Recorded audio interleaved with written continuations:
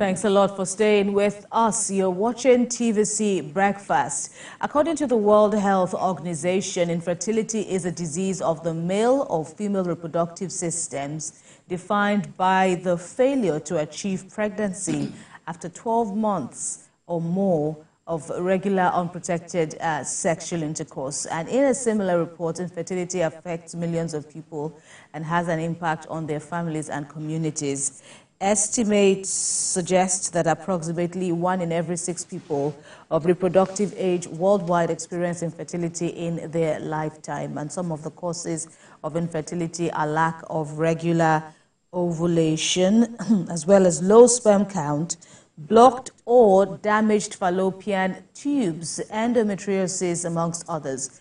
Traditional medicine, with thousands of years of history, has claimed that it can treat some kinds of infertility using nutritional and lifestyle modifications and interventions. And these therapies are classified into 3 main groups: traditional products, mental and physical practice, as well as other complementary health approaches. And that's what we will be discussing now in the studio as we bring in to talk about some of the benefits of traditional medicine in the treatment of infertility, the CEO of Nature Healing Alternatives Clinic, Leye Popola.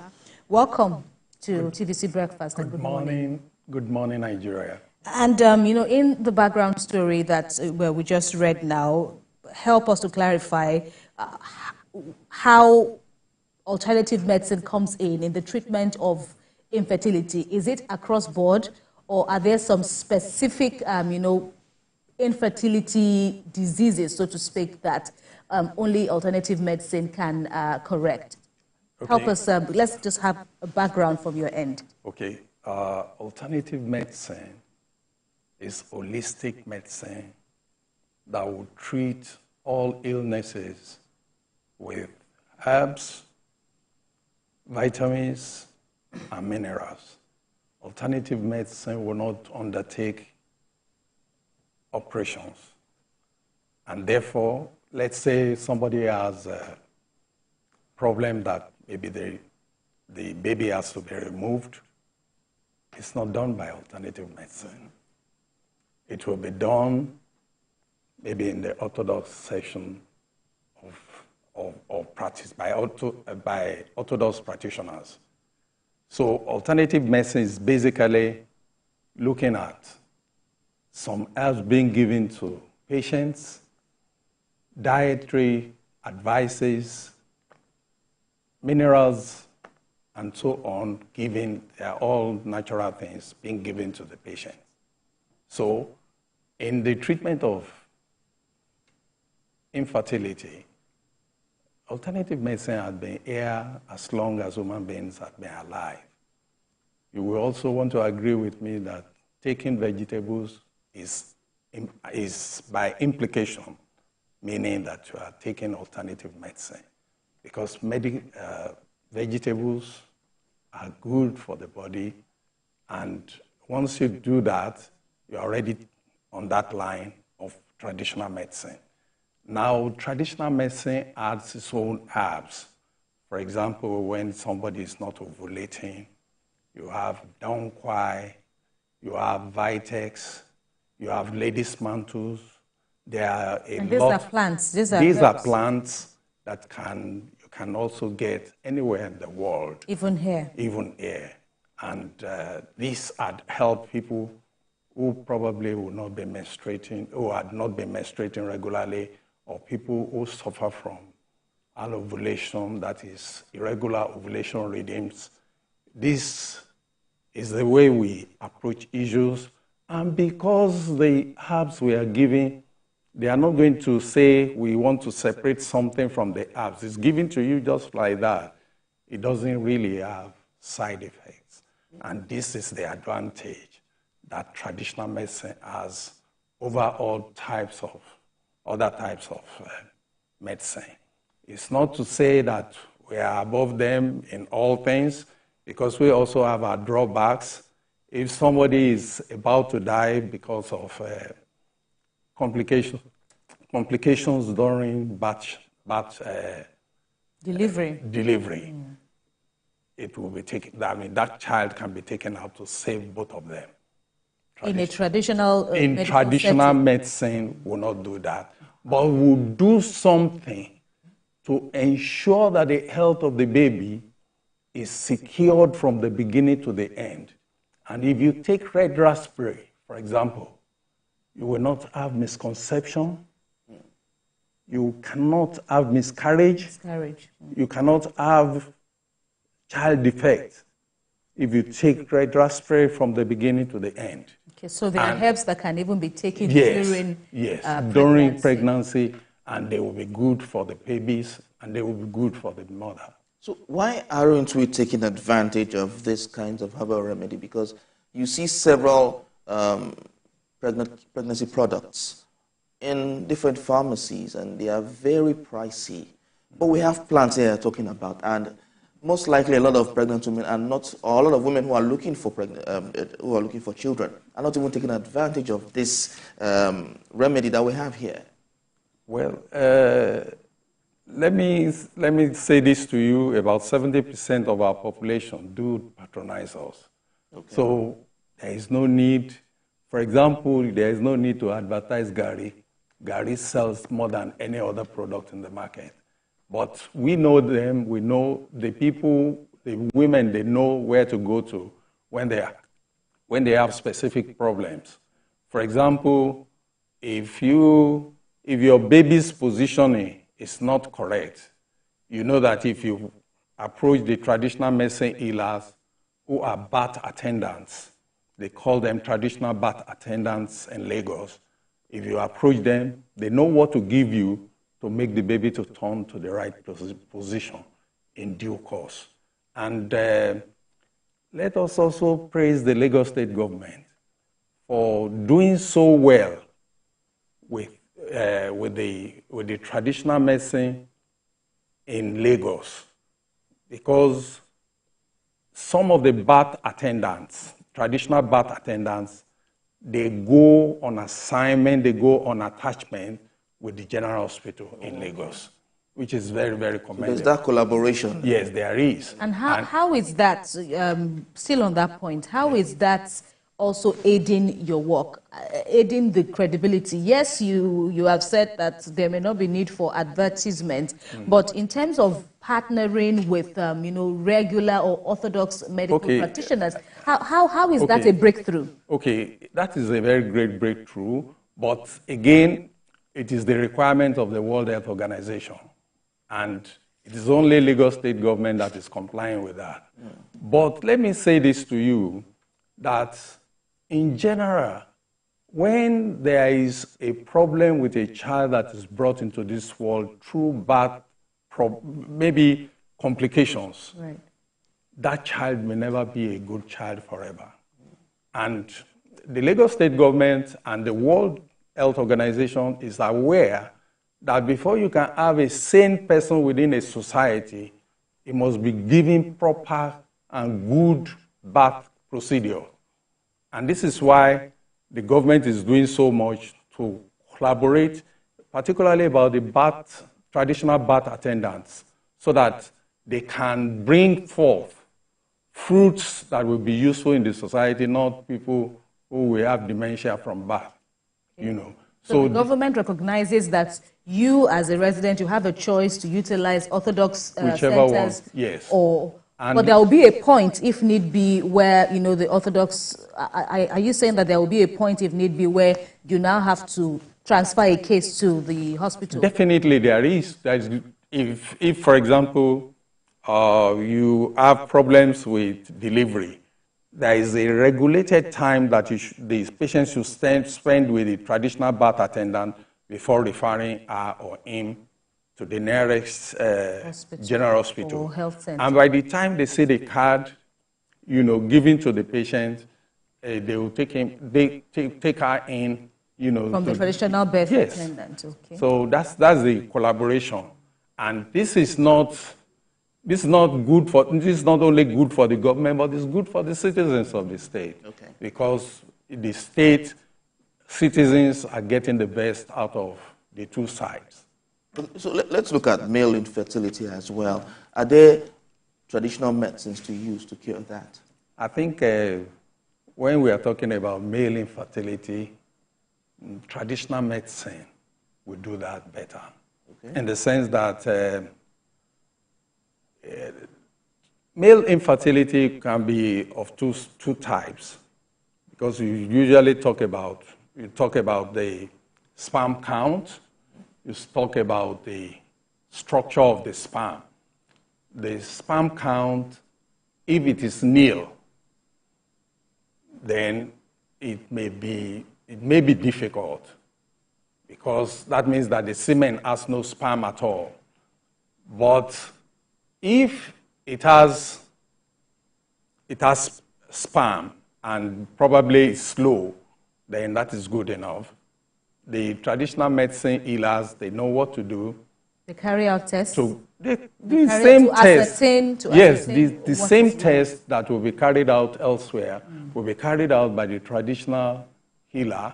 And once you know that the sperm count is low, there are medications that formulas that are given.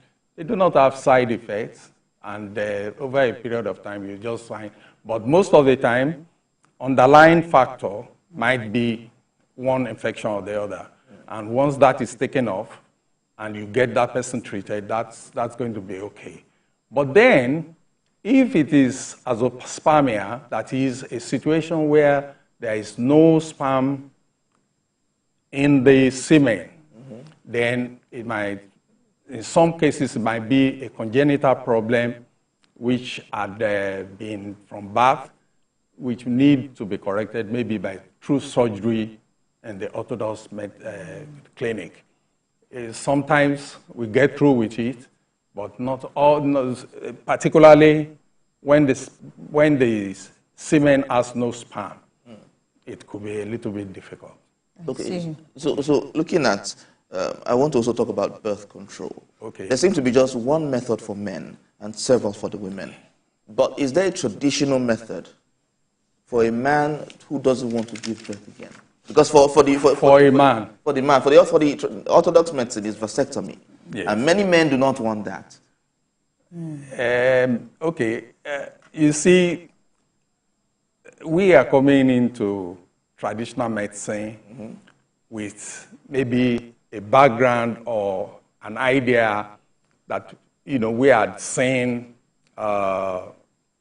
Orthodox medicine in place. And we came into traditional medicine with this kind of, insight. I want to believe, for example, there are rings that are used by women in traditional medicine if they don't want to get pregnant. Our forefathers were using this. And I can assure you that they are still present now. This same ring, if used by a man, I want to believe that it will do the same.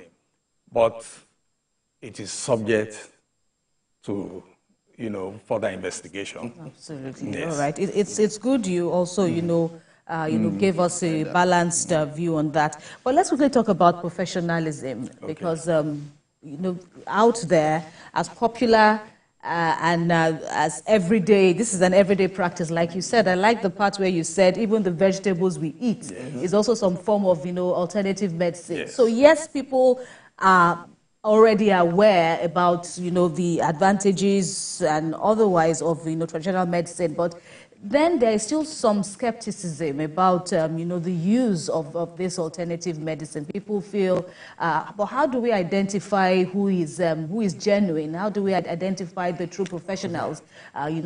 Sift the wheat from the tares, so to speak. Okay. So what can you tell us? What is, like your body, if you belong to one, what are your crop doing now to ensure that people don't fall into the wrong hands? Okay, it's simple.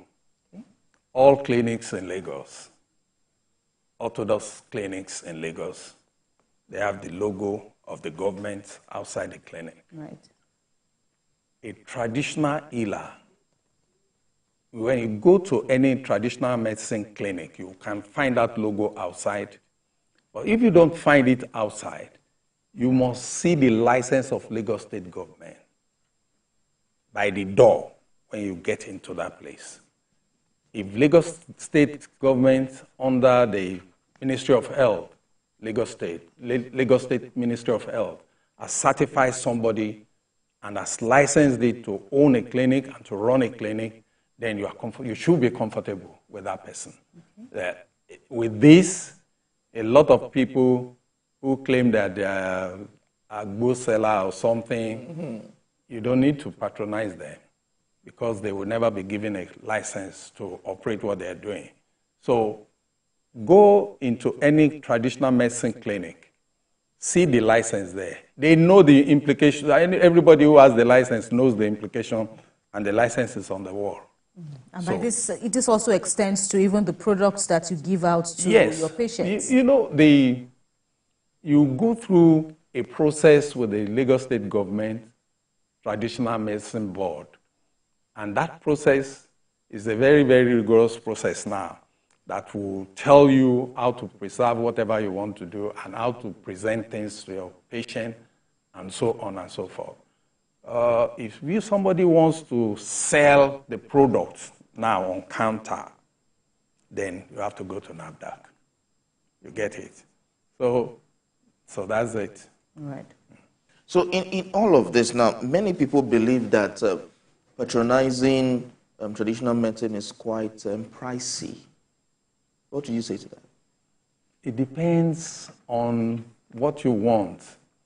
For example, something that will change, that will balance your hormones. We can have 5 herbs in them. We can have 10. In some places, you can have more than that. For example, if your practice has input from imported herbs, then what are we talking? The dollar price is the same dollar price that they're going to use for you. So it may be like that because of what we are going to give. Let's say the Orthodox man is not the producer of his own medicine. He uses what Pfizer produces or any other company. But this man goes into maybe Ifo to go and harvest some herbs. And from Lagos to Ifo, that's a lot of, sometimes you have to go to Ondo State to get some herbs, and the cost of transportation these days had gone up, and getting those things too might be on the high side. So the most important thing, I think, to the patient, it should be, is my medication working? And if it's working, I think that's good enough. What about the issue of technology? How has it helped, this alternative medicine as a way to cure infertility? Okay. When you're looking at that, you look at somebody is coming with stomach pains, she's not able to stand up upright. And ordinarily, by the time you place your hand on her, you cannot even understand what is happening. So you say, go for a CT scan. Go for a pelvic scan. And once she goes for a pelvic scan, the whole thing is there, or total abdominal scan. You can be told that it's ovarian cyst. So it makes your job so easy that instead of focusing on the entire tummy, you're focusing on just one issue. So it makes you to be able to do more within the same period of time because you are not wasting your time looking elsewhere. And for example, let's say somebody is having low sperm count and you require that the laboratory test should be conducted on him. And then after the laboratory test, you find out that it has to do with congenital problems. And you know that by your calling, you are not going to attend to that. You pass it on so that you can do other things, So technology has really helped us. All right. Mr. Leye Popola, that would be a fine place to rest our conversation for the sake of time. But of course, with what you've said, there is still, so much to know. And we thank you for all that you have said about how couples can cure the problem of infertility using alternative medicine. The CEO, Nature Healing Alternatives Clinic, Leye Popola, thank you very much Thank you. for speaking with us. Thank you. All right, you're watching TVC Breakfast and